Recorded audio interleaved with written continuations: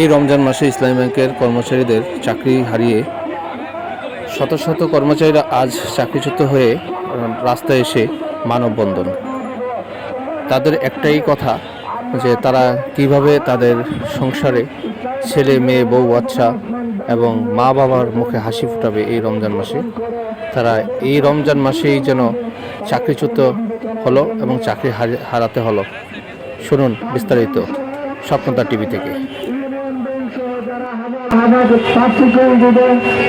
হাজার চাকরিচ্যুত আজকে রমজানের 21তম রমজান, আমাদের টাকার কথা আবাদত বন্ধ নিয়ে আমাদের আজকে রাজপথে কারণ এটা আমরা ইসলামী ব্যাংকের অবৈধ দখলদার এমডি ফারুক খানের কাছে জানতে চাই। সমাজিত উপস্থিতি সাংবাদিকদের উদ্দেশ্য করে দেখেছি আপনারা আজকে আমাদের কাছে যে সত্য আমরা আজকে এখানে স্থাপন করেছি সে সত্য যাচাই বাছাই করে সঠিকভাবে পরীক্ষা নিরীক্ষার মাধ্যমে তথ্যগুলো স্থাপন করবেন।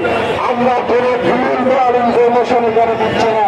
মনির সাবেক এমডি মনির যদি জেলে থাকে আমার পরীক্ষাও জেলে থাকতে হবে।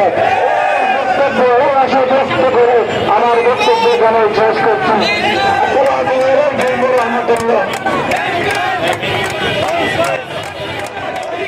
থেকে স্বপ্নতা টিভি আপনাদের পাশে এবং সবসময় আছে।